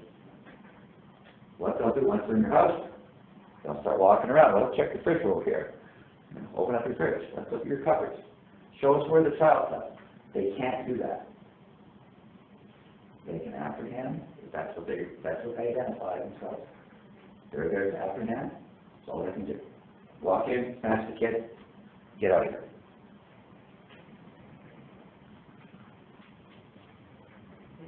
So that's where they'll go in. That's what I said. They may want to look at the kid's room, check your cupboard, your fridge. Let's check the basement while we're here. Yeah, they're digging for information. And it's the same with police. Commonly, they will bring the police there, knowing that, well, they can't come into your house, but knowing that most people, when they see a police officer there, feel intimidated enough to let them into their house. You just have a video camera set up at your door, politely, unless they're there to apprehend, just say, look, we're busy, we don't wish to talk to you right now, or if you want to talk to us at the door, that's fine. But they try to use police to intimidate. don't be intimidated by police. And if any police officer says to you, you have to let the workers in, first thing you want to do is to file a complaint to the police agency. That is abuse of power and authority by the police. They cannot tell you to let the workers in any more than anybody else. There's got to be a warrant. The only, as I understand it, the only legal reason for a police officer to agree to go with the worker is if the worker anticipates violence and meets the officer's imminent threat. Or what? No, they can also say to keep the peace. Officers there to keep the peace. So if they think that there might be a threat or you're gonna We had a case where the mother slapped the child and the child complained in school. Out comes the CAS and the police. They said, we won't go and get the child. It was a teen. And the father at the door said, well, I'm not letting you in. The police officer said, you are letting us in. Yeah. And he said, no, you're not coming in. You don't have a warrant. The police officer said, we are going to wait you back up. But he had no choice. They just went for what it is. Well. So then, now what we're advising is that, if the police must give you the badge number or whatever the notification is. You give us that, the captain for this area is in Simcoe. So we will inform the captain, this officer wrote the law, and we'll give them the details of it. We'll put it on our website, and we'll go to the police services board. That's exactly. But they are afraid to death of, and I didn't realize this. Any officer, the police services board is one per person, only some communities have them. And they basically deal with the policy of the police and the funding and stuff too. But if you make a complaint and a police officer hates to have his name brought up in these things, I don't know what it is, but this is just, they do everything they can to avoid that. So what we plan to do the next time that happens, we're going to go follow that very strictly with the facts and everything. Yeah. This case was in news and we didn't know enough about it. That's our first role. Yeah.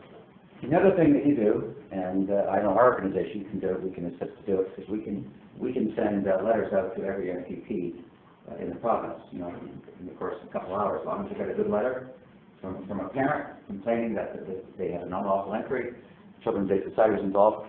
Every time MPPs get letters, the individual letter is not going to change the world, but collectively, when they're getting letters all the time, when they're in Queen's Park, they're just saying, what's going on?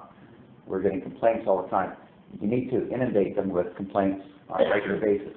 This is where the coordinated effort, when there is a group, you're able to assist people to get a letter ready. We have the ability to distribute these letters fairly quickly. We can actually send them right across Canada because we've got a customized computer program that will do that.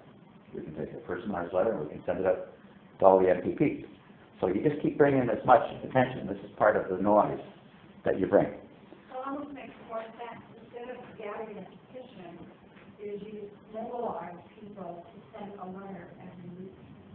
Oh, that's right. Okay. One letter.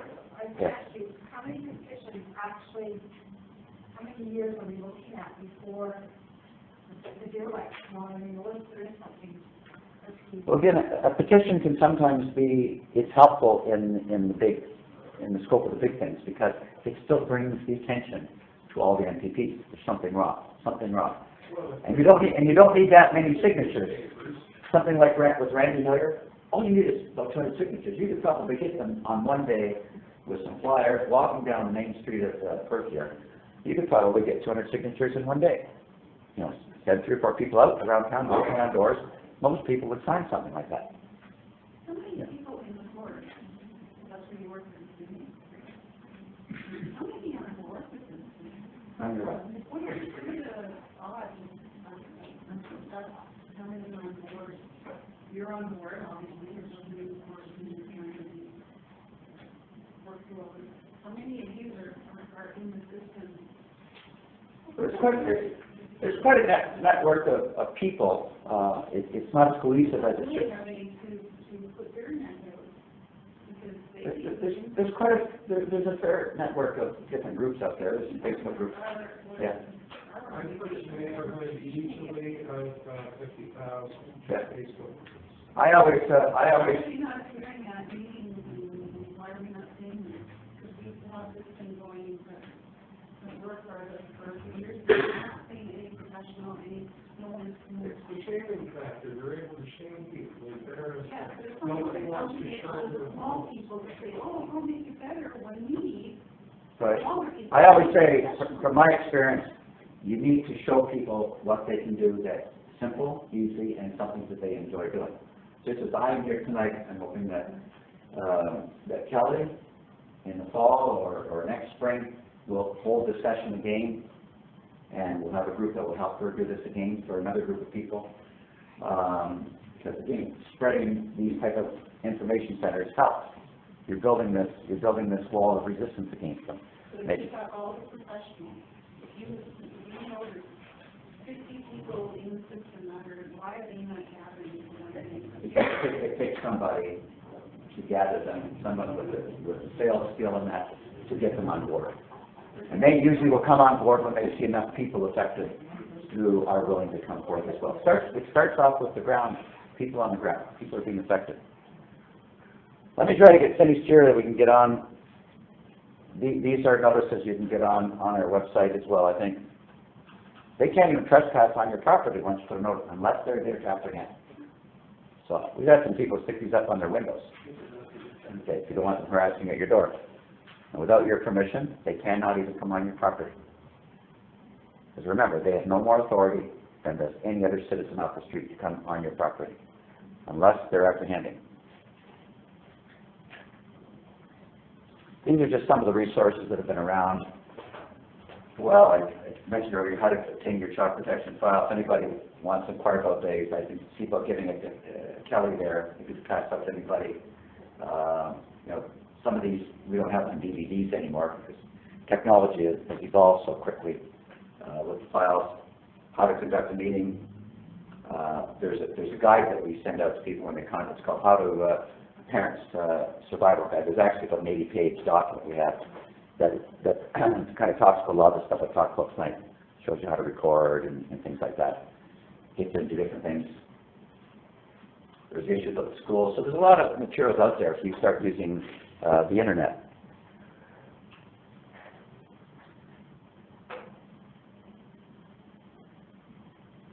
There's a disc that we used to have at one time, but again, just because of technology, it just had a bunch of these files on it, but a lot of these are just available by email now. Now here's an interesting thing. I was telling you earlier that you have the right to your CS files.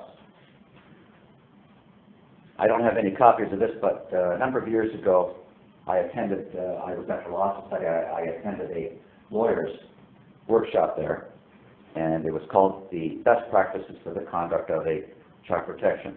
There were 4 DVDs. I attended the workshop for 2 days. But there are all kinds of judges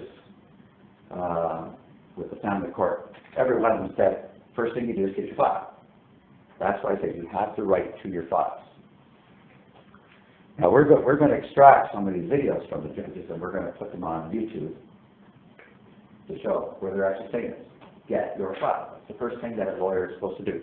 This was a workshop for lawyers. And like I said, I actually attended it there back then. But there's all kinds of resources now. We're getting into what you can do. Get involved. Educate yourself. We talked earlier. Educate yourself. Learn about things. And then where you is to get involved. Now I've outlined just some things that you can do. Get a group together. Visit our website. Okay.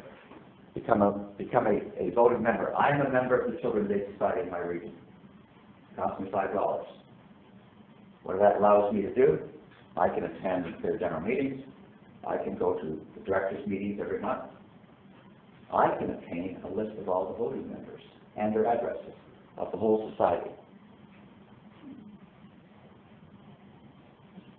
If I can talk to the people, I can get them to vote in policy changes of the Children's Aid. I could fire the executive director by hand votes. You people have the power to do that. Because I'll bet you the Children's Aid Society, I bet you there's probably no more than 60 or 80 members. That's what it is. Yeah, you did what? They don't tell people this because they're corporations. Their membership has to be open. There is not in the papers that sent you long ago, wanting people to be, make them be a member of the children. I don't know, they usually don't advertise to be members, they say, we have positions on the board. They want people to be on the board. But Reverend Shirley tried a few years ago, and I forget the story, but she never made it. But you can become voting members. It's usually $5. You have to go to the board member, so pay the board member. You have to be a member first. You have to be a member first. Okay. You can become a member, but you can start going to their meetings. Not unless you're not disruptive, you're going to get to see who all the board members are. You should be able to see all. They're all going to get to know who you are. We don't care that you come, anyone can come, Pardon? anyone can come. Any members can come. Any members can come. You have to select who they want to move. Now, if you're a member, they have to allow you to attend their board meeting. But there's selected to get you to become a member. No. You mean like- Membership is open to the public. Anyone can become a member. Now, they sometimes will have a clause in there that says that, you've got to agree to the goals and objectives of the society, which is to protect children. So most of us are in agreement to what their principles are. We just don't agree with the way they do You it. have to be a member of the community they operate in. Yeah, you have to be a member of the community that you're in. You either work or live there.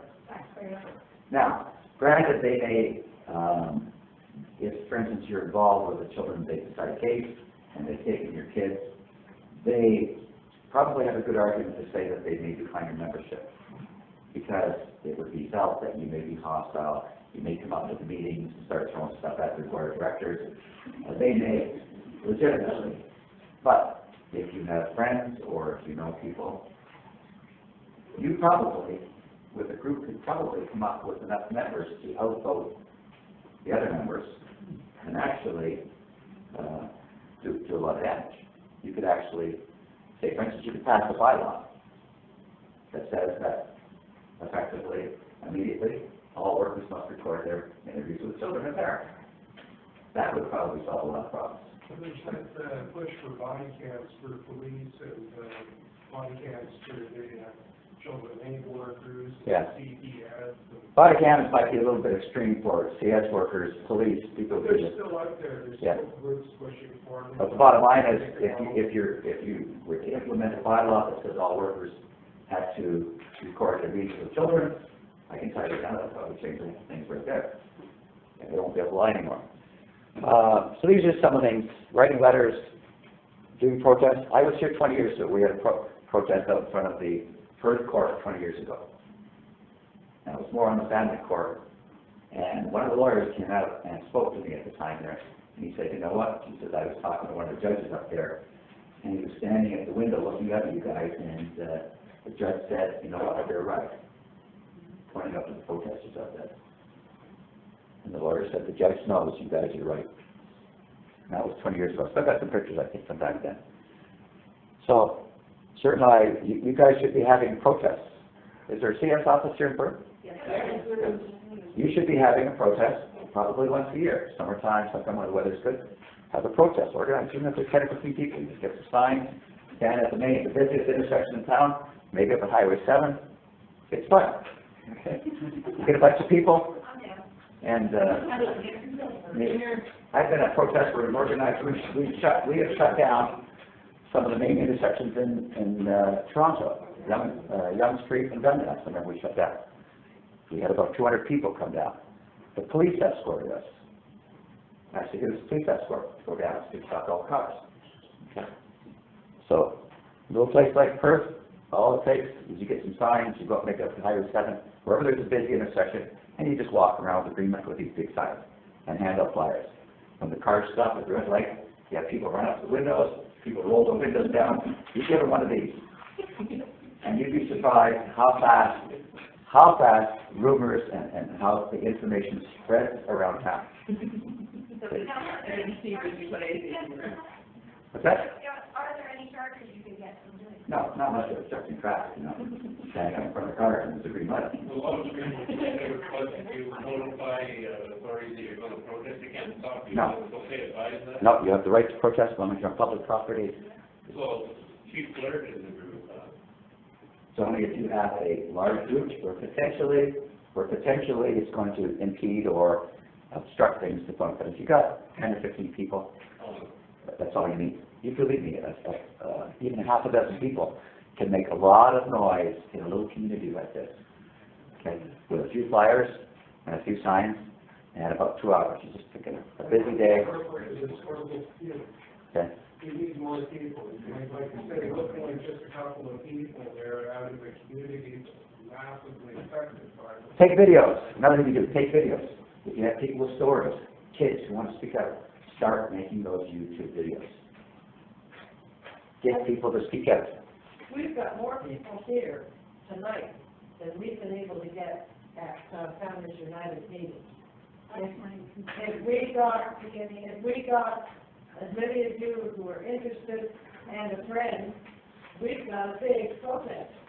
You want to know what's going on? Me neither. I got on the year it's called, We're on a website, so swap. No, it's swap. That's why I said, Derek, I've taken names, I told them what I need to do, get rid of the names, find out who's around here. Find out who. I had known about you guys, a few years ago. Yeah. Build a contact list. well, we've really only been active about a year before that, we were trying to get organized, so. But the advantage we have, and I started Canadian journalism on big operations. Things go very slowly at the beginning, but you're junk mail till you've been around for 5 years. But once you're around for 5 years, we can write letters to police and letters to schools and everything, and they'll take on appendix. But in the first year or two, you get junk mail. So we get there, but one of the things I want to ask you, are you ready to? Well, I'm almost finished here, but look at these kids here. This case I was involved in years ago. There was a protest in Huntsville. Believe me, these kids were out there on the corner handing out flyers to the cars, and they can be fun. Certain people like doing that kind of stuff. There's other people that feel a little bit odd. They don't like it. But I guarantee in this group, there's some people who love to get out. It makes them feel good to get out and walk. They can't write a letter worth a damn, but they don't mind getting a sign out there. And they're willing to go around, and I see these protests, I say, you get some signs. When the light turns green, you walk that way, you wait for the light to turn the other way, you hold the signs up, because every time it's a red light, the people are back out there looking at the sign. And then you have people at the side, they rush out for the red light, knock on the window. I'd say 80%, 90% of people will roll it and take a piece of paper. They take it home. And you'd be surprised how many people will contact us because they've run across our name or they connected on our website. We call them all over the place. So protests are an important thing. When you say we, who's we? Well, within Canada Court Watch, we have member volunteers and people that take calls and connected to different groups. But people. Well, you're only about 8 or 9 years old. We're 20 years. We've been here 95, when we started. Yeah. So, can you put a factor or something on the bottom that, another slide back? Register the names of CF workers, the Canadian Registry. Canadian Registry for Public Accountability. What is that about? Well, that's a website that we have where you actually can put the name of workers that you have an ad list. And now we have to check it. We lost one of our computer programmers, so the site isn't working the way it should be, but it is. We put it in our paper for college, we work with college, and they don't need whether the person is a member or not. Yeah, they'll check it whether they're registered or not. But these are things that you can do. Most of the people that go to they had a good time. We've had barbecues. People have organized a barbecue, different places. After you have the protest, you get together at Tim Hortons or you go find a park and have a barbecue. It's a good chance to socialize. To give you an example, these are just kind of a finishing thing here. The town of Collingwood one time, to show you how effective this is, the town of Collingwood had been approached by the children. They decided they wanted to give them a $20,000 grant They said, oh, we're going to help children. Will the town donate? Give us some money. We found out about this. And all we did is we wrote a letter to the town, the Collingwood Town Council. They were ready to pass the money. 2 children in.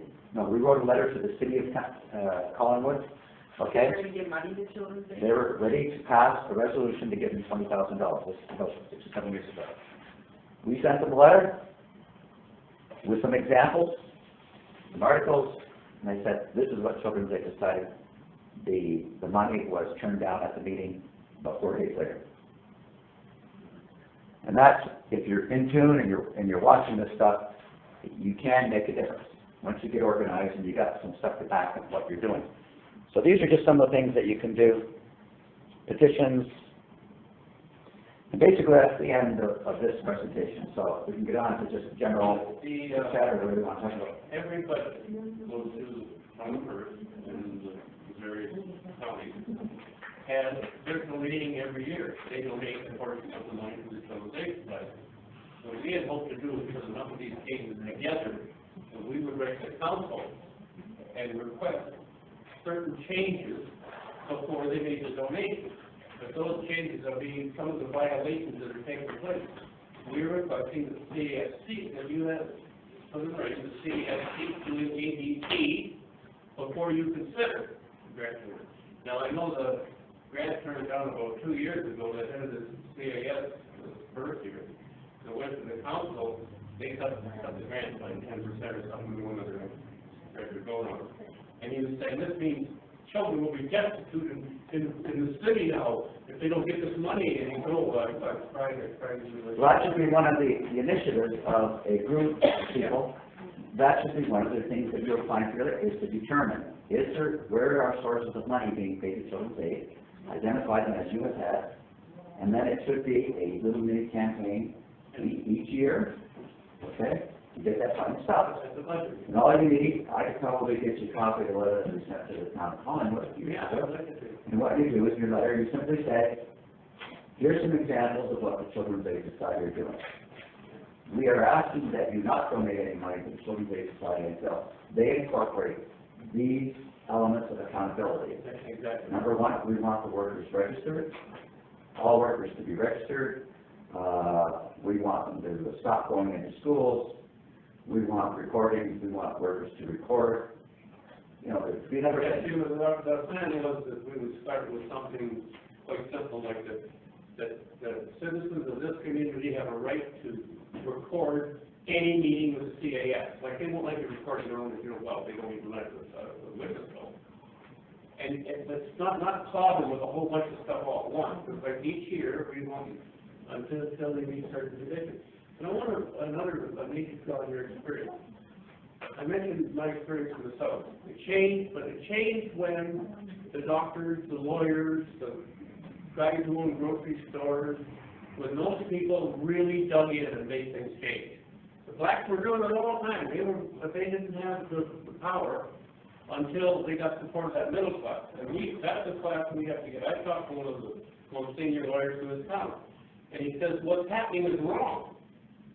But frankly, 2 of the lawyers working for the CAS did their argument. Okay? I mean, this is a small community, and these lawyers and everything are close to groups. And they're not all relatives. A lot of them really want to do what's right. And if we can provide a vehicle, okay, for that. Now, my experience is doing this in other areas altogether, but what we wanted to do was start maybe 10 questionnaires to people that we know are concerned. And ask if they will fill out anonymously this report. Now, we'll be very careful with the CAS finds out that we're doing this. Because that in itself is an emphasis to force them to make some behavioral changes.